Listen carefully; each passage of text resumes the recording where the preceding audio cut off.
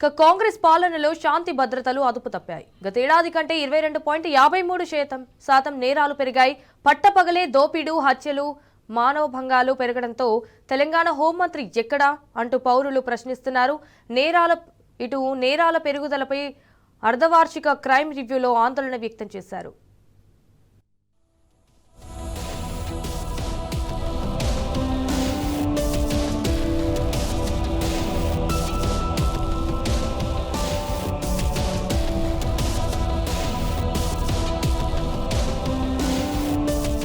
రాష్ట్రంలో వేల మంది పనిచేస్తున్న పోలీస్ శాఖకు ప్రత్యేకంగా ఓ మంత్రి లేడు. దీంతో అధికారుల నుంచి కింది స్థాయి సిబ్బంది వరకు ఇష్టరీతిన వ్యవహరిస్తున్నారన్న ఆరోపణలు వినిపిస్తున్నాయి. కానిస్టేబుల్ నుంచి ఎస్పీ స్థాయి అధికారుల వరకు కొందరు కాకీలు చేస్తున్న అరాచకాలు మొత్తం వ్యవస్థకు మకిలి పట్టిస్తున్నాయి. డీసీపీ స్థాయి అధికారులే కొందరు రాజకీయ నేతల అండ చూసుకొని స్టేషన్లలోని సెటిల్మెంట్లు చేయడం, రియల్ ఎస్టేట్ దందాల్లో తలదూర్చడంపై ఆరోపణలు వెల్లువెత్తుతున్నాయి. తెలంగాణలో ఎటు చూసినా దోపిడీలు, దొంగతనాలు, హత్యల ఘటనలు నిత్యకృత్యమయ్యాయి. తుపాకులతో కాల్చుకోవడం, అమాయకులను బెదిరించి భూములు లాక్కోవడం పరిపాటిగా మారిందన్న విమర్శలు వినిపిస్తున్నాయి.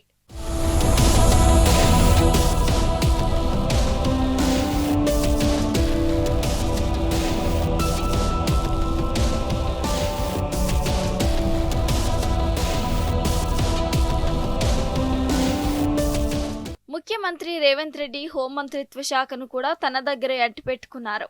ఆయన వద్ద పోలీస్ శాఖతో పాటు కీలకమైన మున్సిపల్, విద్యాశాఖ మంత్రులకు కేటాయించని ఇతర శాఖలు ఉన్నాయి. దీంతో సీఎం హోంశాఖ పట్ల నిర్లిప్తతను ప్రదర్శిస్తున్నారన్న విమర్శలు వస్తున్నాయి. కీలకమైన హోంశాఖకు మంత్రిని కేటాయించకపోవడం, తానే పర్యవేక్షిస్తున్నా కనీసం 2 నెలలకోసారి కూడా సమీక్ష చేయకపోవడంతో శాంతి భద్రతల సమస్యలు తలెత్తుతున్నాయి. నేరాలు దారుణంగా పెరిగిపోతున్నాయి. గత 21 నెలల కాలంలో కనీసం 4-5 సార్లు కూడా పోలీస్ శాఖపై సీఎం స్థాయిలో సమీక్షలు జరగలేదంటే అతిశయోక్తి కాదు.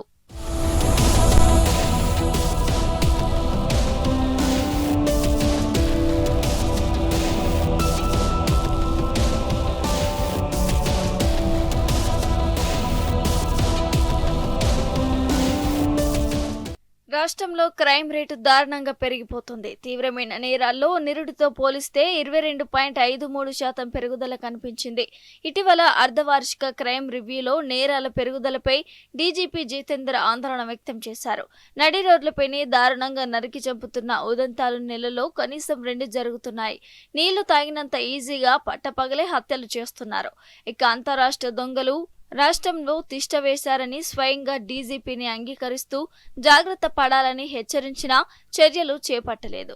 క్షేత్రస్థాయిలో సరైన చర్యలు తీసుకోకపోవడంతో రాష్ట్రంలో దొంగతనాలు, దోపిడీలు భారీగా పెరిగిపోయాయి.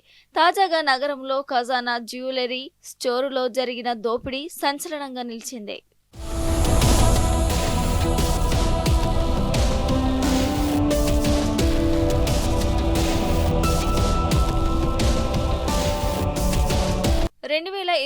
లో రోజుకు 78 చొప్పున దొంగతనం, దోపిడీ కేసులు నమోదయ్యాయి. ప్రతిరోజు రాష్ట్ర వ్యాప్తంగా 100కు పైగా చీటింగ్ కేసులు నమోదవుతున్నాయి. రాష్ట్రంలో కిరాయి హత్యలు మళ్లీ విపరీతంగా పెరుగుతున్నాయి. నిరుడు నేరాలన్నిటిలో 10% క్రైమ్ రేటు పెరుగుదల నమోదైంది. ఈ ఏడాది గడిచిన 7 నెలల్లో ఇప్పటికే 8% పెరిగినట్టు విశ్వసనీయ సమాచారం. రాష్ట్రంలో మహిళలు, ఎస్సీ, ఎస్టీలపై సైతం నేరాల సంఖ్య 10% పెరిగినట్టు సమాచారం. నిరుడు మహిళల హత్యలు 13.15% పెరిగాయి. ఆడబిడ్డలను ఆత్మహత్యకు ప్రేరేపించిన కేసులు 363కు పెరిగాయి. ఇక రేప్ కేసుల్లో 29% పెరుగుదల నమోదైంది. దీంతో మహిళలను కంటికి రెప్పల్లా చూసుకుంటున్నామని చెబుతున్న మాటలు అవాస్తవమని తేలిపోయింది.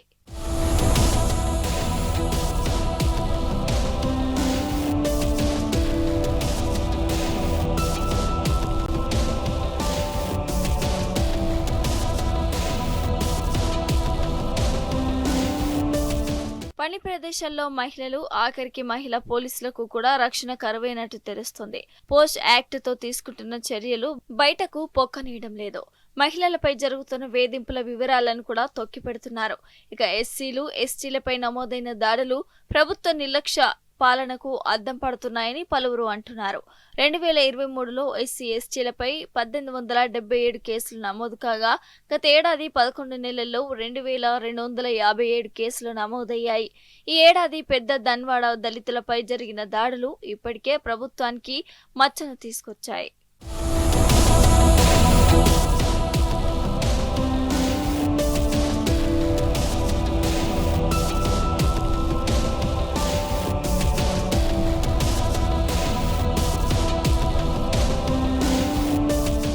రాష్ట్రంలో సైబర్ నేరాలు దారుణంగా పెరిగిపోతున్నాయి. పౌరులు సొమ్మును నేరగాళ్లు అడ్డగోలుగా దోచుకుంటున్నారు. మరోవైపు డ్రగ్స్ రాష్ట్రంలో విలయతాండవం చేస్తున్నాయి. 2024లో 1942 కేసులు నమోదు చేసి 4682 మందిని అరెస్టు చేశారు. వారి నుంచి 142 కోట్ల విలువైన డ్రగ్స్ ను స్వాధీనం చేసుకున్నారు. మరోవైపు సెల్ ఫోన్ దొంగతనాలు విపరీతంగా పెరిగిపోయాయి. కొన్ని అంతరాష్ట్ర ముఠాలు తెలంగాణలో తిష్టవేసి మరీ దోపిడీలకు పాల్పడుతున్నారు. వీటన్నిటిపై ప్రతి నెల సమీక్షలు చేసి రిపోర్టులు తీసుకుని పెరిగిన నేరాలను అదుపు చేసేలా హోంమంత్రి పూర్తిస్థాయి పర్యవేక్షణ ఉండాలి. సిబ్బంది తప్పులు చేస్తే తక్షణం చర్యలు తీసుకునే వ్యవస్థ లేకపోవడంతో ఉన్నత స్థాయి ఆదేశాలు పట్టించుకోవడం లేదు. వెరసి తెలంగాణలో క్రైమ్ రేట్ నానాటికి పెరిగిపోతూ ఉంది.